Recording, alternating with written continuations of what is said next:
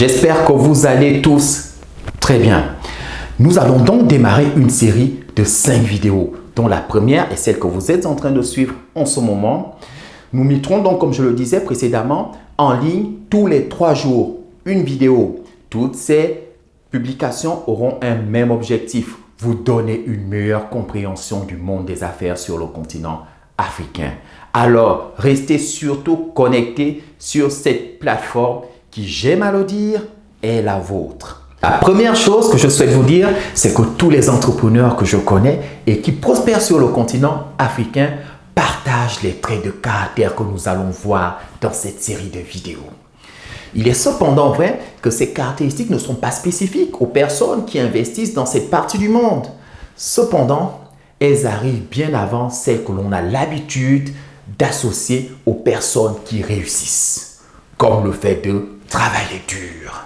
Je vous rassure tout de suite, le fait de travailler dur peut être un facteur clé de succès, mais pas plus important à Dakar au Sénégal qu'à Mantes-la-Jolie en France.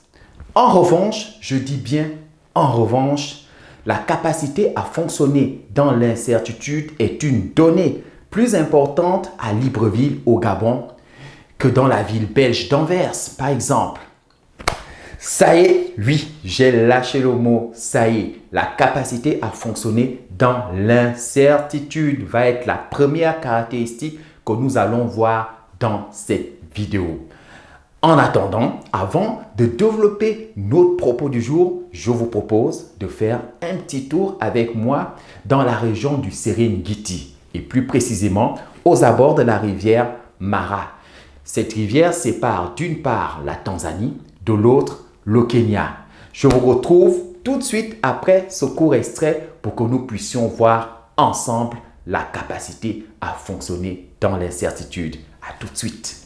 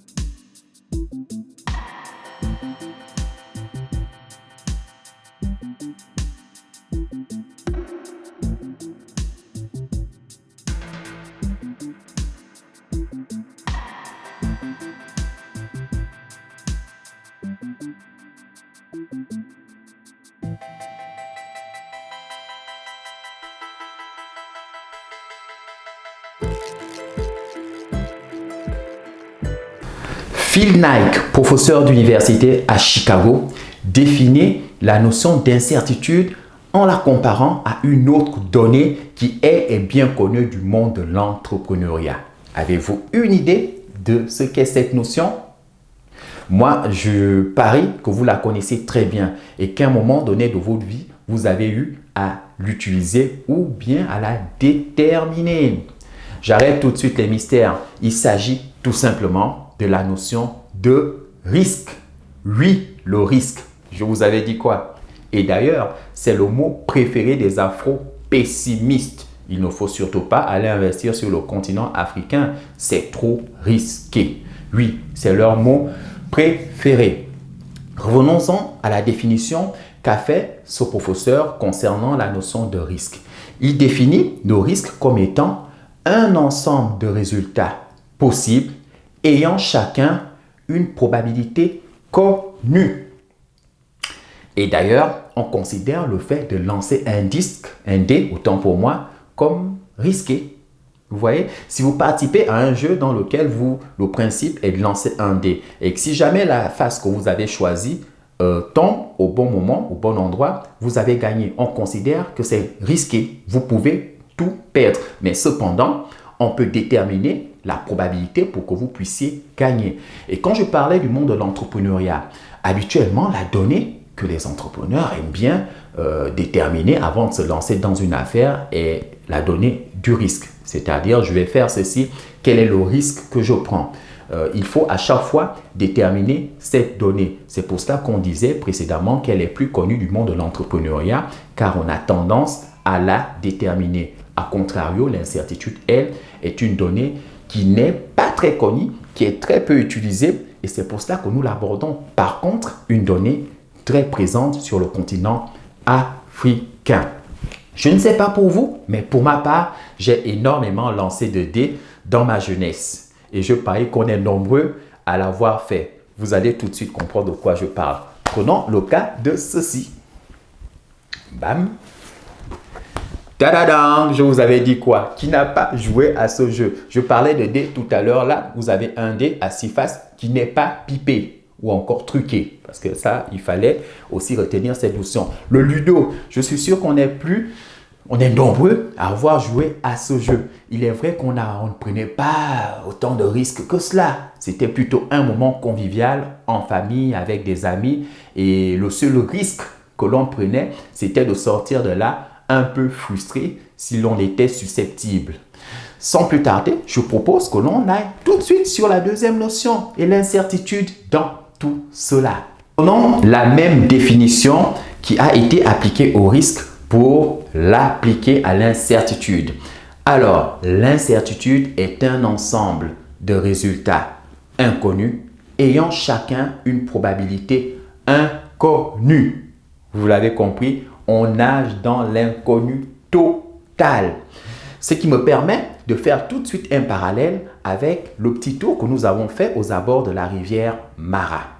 Si vous avez la chance d'aller dans cette région d'Afrique durant le mois d'août, vous allez constater que la chaleur qui y règne a brûlé l'herbe du côté tanzanien, alors que du côté kenyan, l'herbe reste verte. C'est ce qui justifie la traversée d'Eknou que nous observons qui passe du côté tanzanien au côté kenyan. Tout cela en traversant la rivière Mara qui, elle, a une spécificité. Elle est infestée de crocodiles. Et nos Khmous, qui sont conscients du danger, ne savent pas par contre à quel endroit de la rivière les crocodiles se trouvent. Ils ont une seule certitude, c'est que l'herbe est plus verte du côté kenyan et que le seul moyen pour y accéder est de traverser la rivière Mara. Par contre, en la traversant, nous ne savons pas à quel coin, à quel niveau les crocodiles sont regroupés et attendent cette traversée. J'aime cette expression, cet extrait symbolise assez bien ce qui se passe sur le continent africain, qui nécessite de l'audace pour ceux qui souhaitent y investir. L'herbe est assurément verte en Afrique, mais il faut avoir le courage nécessaire pour y aller. Je tiens tout de même à vous rassurer sur un fait. Vous ne risquez pas autant que ces pauvres Khmous qui sont à la merci des crocodiles. Non, il ne faut pas pousser non plus le bouchon trop loin. Vous ne prenez pas autant de risques. C'est une représentation qui symbolise assez bien le courage qu'il faut parfois pour aller investir en Afrique. L'éternel besoin de contourner, de replanifier les choses et de s'adapter peut abasourdir les non-initiés. Mais je vous assure tout de suite, une fois que vous avez acquis l'expérience de l'incertitude, elle ne pourra plus vous surprendre. Elle va notamment vous faire ce qu'elle me fait à moi lorsque j'investis sur le continent africain, à savoir que vous serez de temps à autre frustré. C'est ce qui m'arrive quand je démarre un projet sur place et que je me rends compte que les choses n'avancent pas à la vitesse que je souhaiterais. Je me retrouve alors frustré.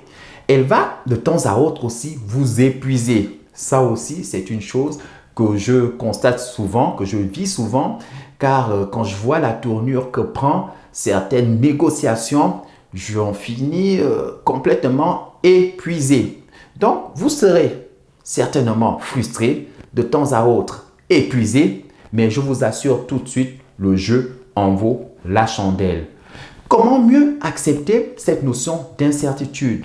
Première chose, en côtoyant le plus possible ceux et celles qui sont au contact de ces données au quotidien, à savoir les entrepreneurs de ce continent. Ils vivent déjà cette notion au quotidien au travers des différentes initiatives qu'ils mènent sur ce continent. En numéro 1. En numéro 2, je vous recommande vivement à votre tour de commencer dès à présent à initier des petits projets, des petites actions, car c'est dans l'action que vous allez augmenter votre expérience, que vous allez pouvoir être confronté à ces données et ainsi monter en capacité, en expérience, en vivant les choses, en vivant l'incertitude. Et enfin, vous pouvez également mieux la gérer en diversifiant vos business sur place. Et vous savez certainement mes 5 secteurs d'activité préférés. Je vous invite à aller voir les autres vidéos où je parle de ces 5 secteurs phares dans lesquels, quelle que soit la situation économique dans lequel se trouve le pays africain dans lequel vous souhaitez investir, ces secteurs demeurent solides. Donc, vous pouvez diversifier vos business dans ces secteurs. C'est une bonne façon aussi de mieux appréhender cette notion d'incertitude. Vous l'avez compris, la première notion que je souhaitais aborder avec vous est la capacité à accepter l'incertitude. Je dirais même mieux, la capacité à l'embrasser. Je tiens cependant à vous rappeler ceci. Si vous êtes mal à l'aise face à l'inconnu, n'allez surtout pas investir sur le continent africain. Coco, n'y allez pas. Cependant, si vous êtes comme nous, si vous avez le courage, la volonté, la ténacité de traverser les obstacles comme la rivière Mara, vous allez être servi car assurément l'herbe est assez verte dans cette partie du monde.